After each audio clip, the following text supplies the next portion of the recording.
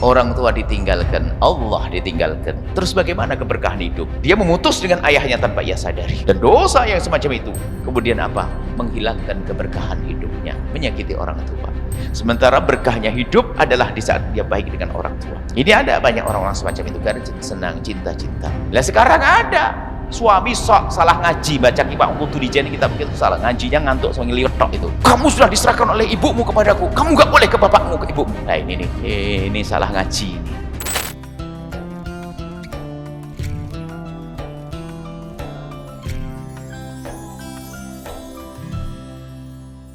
Pernikahan menjadi sebab mutus tali persaudaraan. Kalau ada riwayat man zawwaja karimatahu bifasikin ya faqad qata'a rahimah. Kalau ada orang menikahkan anaknya atau saudarinya, saya punya adik perempuan misalnya kan, kedongan saya. Kalau saya menikahkan saudari saya atau anak perempuan saya dengan laki-laki fasik, ahli maksiat, orang nggak punya agama, berarti saya telah memutus tali persaudaraan. Kenapa? Suaminya fasik, akan keluar anak-anak, cucu-cucu yang nggak benar, mungkin dibawa juga menjadi tidak baik. Nah, hari ini kita harus peduli. Kadang-kadang bukan itu yang dilihat, bukan agamanya. Sementara Nabi mengajarkan tungkahul mar'atu, nikah itu adalah dilihat juga. Oh, boleh ngelihat gantengnya dia, cantiknya dia, kekayaan dia sah, akan tapi fadfar bidati dini taribat yadak, mendahulukan urusan ke agamanya. Nah, kadang-kadang yang dilihat kekayaannya dulu, padahal dia nggak sholat. Kekayaan dulu, padahal dari hasil riba.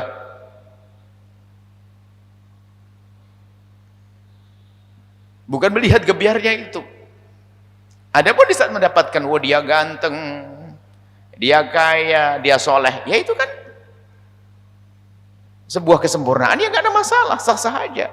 Tapi di saat terpesona dengan gebiar dunianya, tidak peduli apakah dia sholat tidak sholat, nanti anak kita pun ikut tidak sholat.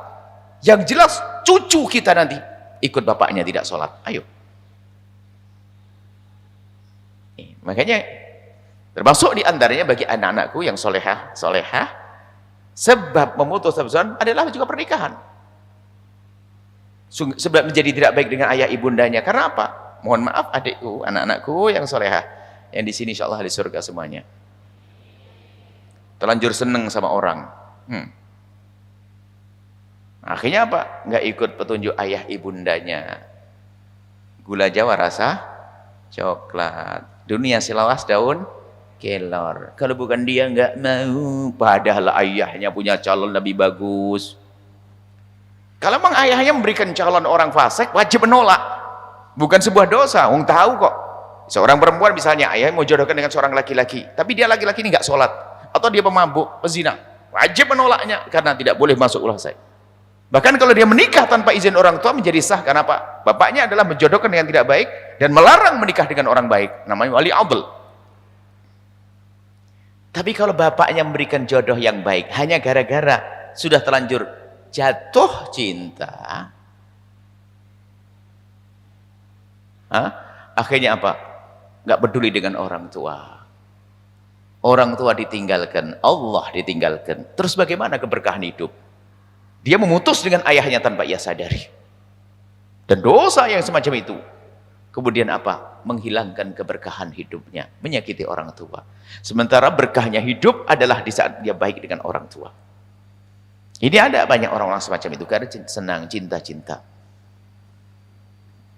Sementara kalau orang cerdas ya ini adalah pendidikan cinta.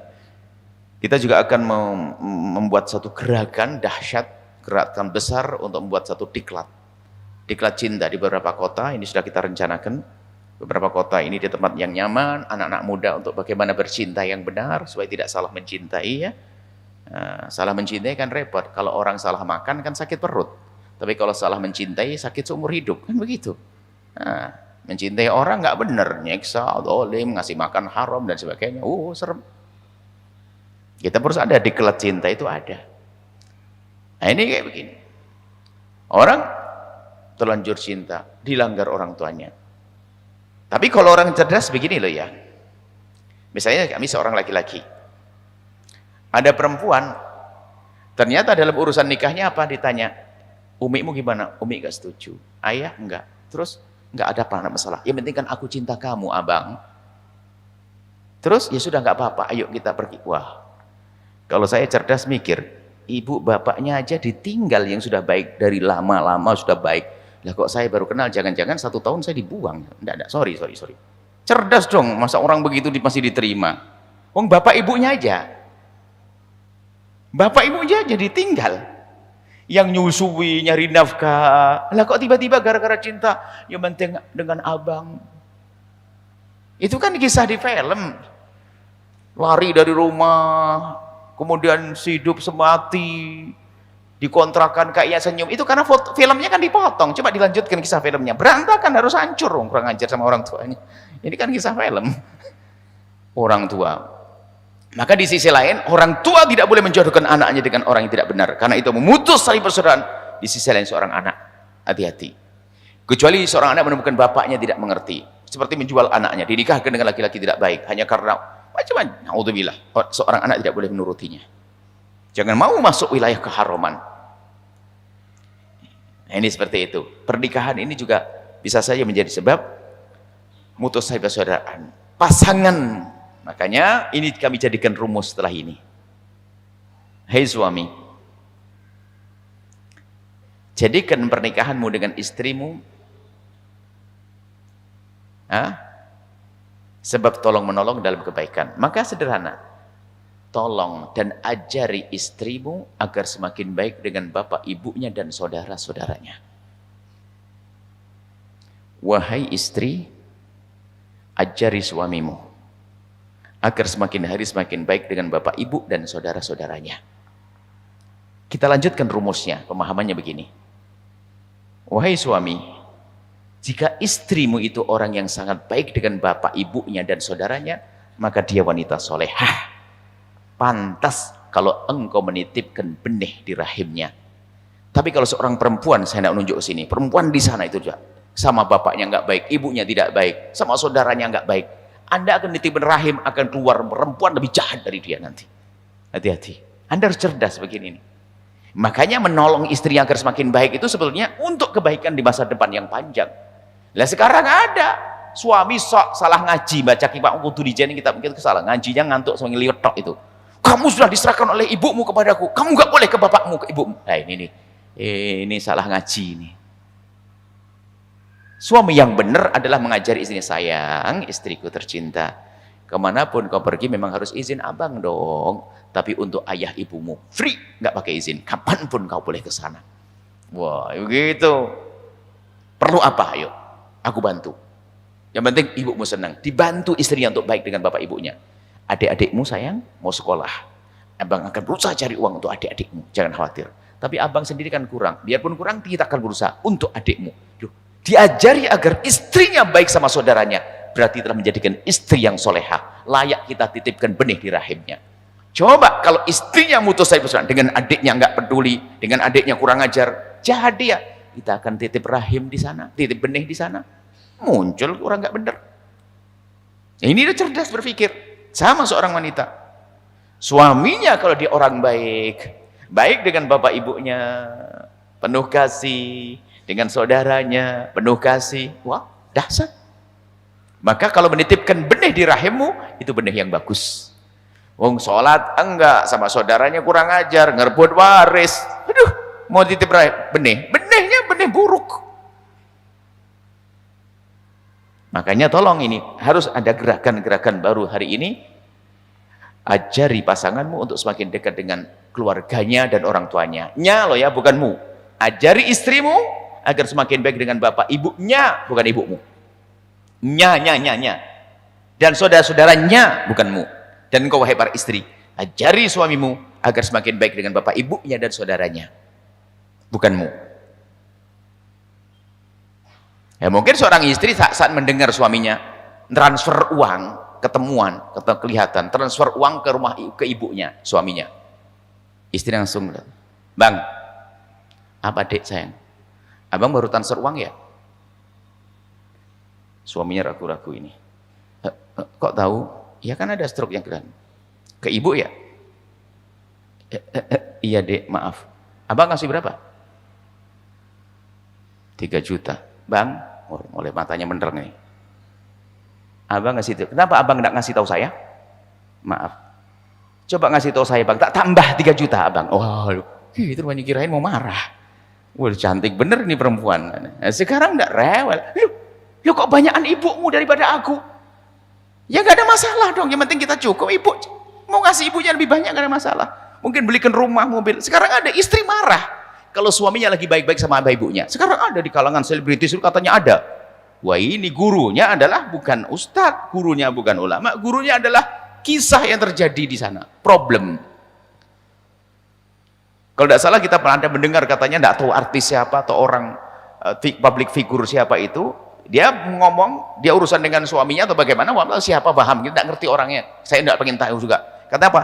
Ini ada seorang public figure Bu ya, ngomong bahwasanya hati-hati loh ya, kalau sudah suami baik-baik sama ibunya dan sebagainya harus waspadai itu suami.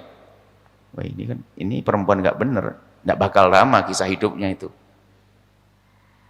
Lihat aja bakal berantakan, mungkin segera dibuang itu orang. Oleh Allah akan dijauhkan dari orang-orang baik. Karena ngajari suaminya tidak baik. Begitu sebaliknya. Ada istri kalau melihat suaminya lagi bantu ibunya atau iparnya langsung cemberut.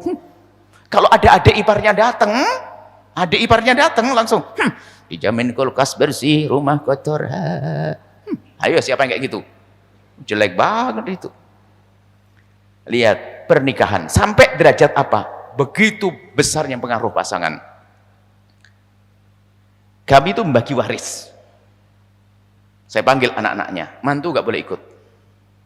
Mantu nggak boleh ikut, hanya anaknya saja, karena anak ini adalah beberapa 5 atau 6 bersaudara itu sudah pembagian waris. Kemudian rumah-rumah perkirakan begini, oke, setuju. Ada rumah yang satu sana nanti akan kita jual begini-begini. Sudah sepakat, bismillah karena Allah supaya tidak jadi perselisihan, persengketaan. Ya, sudah rapi bener, oke, bismillah, alhamdulillah baca Fatihah selesai.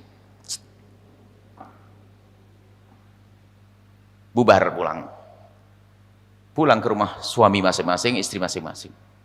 1 jam kemudian ada telepon salah satu dari mereka, seorang anak perempuan yang ngomong, mohon maaf ditunda dulu ya yang kesepakatannya tadi. Rupanya di rumah ketemu setan pakai kopiah putih. Suaminya ganggu lah. Ini ada suami ganggu, ngajari pasangannya, istrinya untuk rebutan waris. Ada istri juga begitu, ngajari suaminya rebutan waris. Wah, hati-hati. Itu ada setan iblis pakai kerudung itu namanya. Di sini nggak ada ahli surga semuanya. Urusan waris Anda wahai para istri, urusan pembagian waris katakan, abang, saya tidak rela kalau abang ngambil 1 rupiah dari saudara abang. Ingat abang, kita pengen masuk surga abang. Kalau pilih masalah waris serahkan kepada ahlinya, nggak usah banyak ngomong abang. Ini istri hebat. Tiba-tiba suami pasti jatuh cinta. Daripada bang, abang ambil yang sana rumah itu loh bang, yang itu aja, jangan mau selain itu. Ini setan pakai kerudung. Wah, ahli tahajudan, seneng puasa Senin Kemis, tapi setan iblis ya. Lo ada model begitu tuh. Justru kalau urusan rebutan waris di alam nyata ini, yang paling suka ngajari rebutan waris justru orang yang kayaknya ahli ibadah. Coba, yang paling alim kadang-kadang paling ngerti. Kenapa? Setan waris itu gede. Pernah kita bahas di sini dulu masalah waris. Na'udzubillah, hati-hati yang ahli ibadah. Nah ini begitu kadang-kadang mempengaruhi agar pasangannya ribut dan sebagainya. Mestinya sebagai seorang suami, sayang istriku, kamu istriku di bawah naunganku. Ingat, abang tidak ridho, tidak rela kalau kau jahat sama saudaramu 1 rupiah pun. Awas. Dan istriku tercinta harus ngalah. Kalau seandainya ada hakmu keambil, relakan, itu akan jadi sedekah. Ngerti? Wah, ini ahli surga bener ini suaminya. Tak ganti kalau perlu. Ayo, waduh. Sekarang naudzubillah, ini pasangan menjerumuskan. Termasuk menjadi tidak baik dengan orang tua. Kisah Alqamah dalam hadis Nabi kan begitu. Seorang laki-laki setelah menikah dengan seorang perempuan berubah dengan ibunya. Ini kan baik. Ini adalah pernikahan, hati-hati. Makanya nikah ini penting. Kadang mohon maaf, ada lagi. Seorang janda menikah, sah dong. Suaminya meninggal dunia atau cerai, dia masih muda atau masih punya hajat pribadi. Kemudian dia menikah, cuman kadang menikahnya adalah tidak pakai pikir panjang. Dia menikah dapat laki-laki tapi jauh dari anak-anaknya, musuhan dengan anak-anaknya. Loh, kan hilang juga. Di sisi lain memang harus kami ingatkan kepada para anak, cuman kadang anak belum bisa nerima. Misalnya ibunya meninggal dunia, lalu ayahnya menikah lagi. Kadang anak-anak yang belum berpendidikan itu masih ada cemburu dan sebagainya. Nggak boleh ayahnya menikah lagi. Loh, nak, tidak boleh seperti itu. Maka jangan pandang ayahmu selamanya sebagai ayah saja. Tapi pandang ayahmu sebagai seorang pria yang punya hajat pribadi yang tidak bisa dipenuhi kecuali dengan istri. Bahkan dalam Islam, kalau kita punya seorang ayah, punya hajat kepada perempuan, biarpun bukan hajat urusan hubungan suami istri, kadang hajat khidmah, hajat ini wajib bagi seorang anak laki-laki untuk membiayai bapaknya. Loh. Seorang laki-laki, seorang anak laki-laki punya ibu yang ternyata punya hajat pribadi, wajib saya mencarikan pasangan untuk merawat. Mohon maaf, karena tidak semuanya bisa dilakukan oleh seorang anak. Makanya melarang juga nggak boleh. Tapi di sisi lain, tolonglah jangan sampai menikah ternyata juga menjadi sebab berantakan, sama anak bermusuhan dan sebagainya. Ini harus ada pertimbangan yang matang. Sebab ada seorang wanita, naudzubillah, gara-gara anaknya tidak mau, ya dia bertahan, lalu tidak menikah, bertahan 1 tahun, 2 tahun, 4 tahun, sampai 5 tahun, 6 tahun menangis di hadapan kami. Kenapa? Menangis, kepleset. Saya 1 tahun, 2 tahun, 5 tahun bertahan, Bu ya. Tapi tahun ke-6 saya zina. Kenapa waktu 1 tahun, 2 tahun, 3 tahun anak saya masih kecil, masih SMP, masih keluar masuk. Di saat di rumah sudah tidak ada lagi anakku pada kuliah, disitulah kejadiannya. Nangis.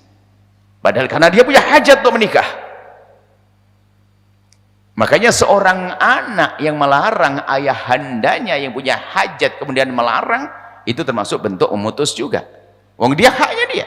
Sama seorang ayah, ibu yang melihat anaknya sudah punya hajat tapi menghalangi untuk pernikahannya, juga memutus dia. Karena anak kita, jangan pandang anak selamanya sebagai anak, tapi harus kita pandang anak kita sebagai seorang pria, seorang wanita, dan seterusnya, yang punya hajat pribadi. Ini sudah pernikahan panjang ini. Kami hanya menyebutkan apa yang menjadi sebab kita bermusuhan, itu saja. Ini sering dilupakan, bicara silaturahmi dari sisi ini jarang. Sehingga kita terlena mungkin di rumah kita bermusuhan dengan saudara dan seterusnya. Gara-gara pernikahan. Kemudian kalau ternyata ibundamu yang sudah meninggal itu tidak akan terganggu dengan ibu tirimu. Ibundamu sudah di tempat mulia. Ayahandamu sudah wafat mulia, husnul khotimah. Kalau ibundamu menikah lagi dengan laki-laki yang baik, kemudian menjadi semakin solehah, pahala mengalir juga kepada ayahandamu. Tapi kalau berzina, naudzubillah, ibunya berzina, bapaknya berzina, naudzubillah, hati-hati, zina hina.